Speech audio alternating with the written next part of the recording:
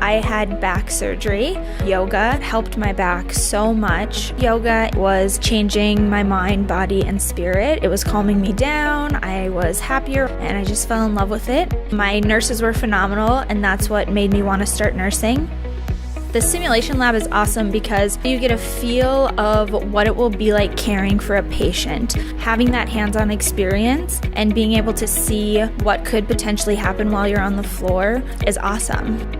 I have loved the small community that we have. We are a family. We all help each other out. The professors are amazing. We can contact them at any hour of the day, and they're willing to answer any questions we have.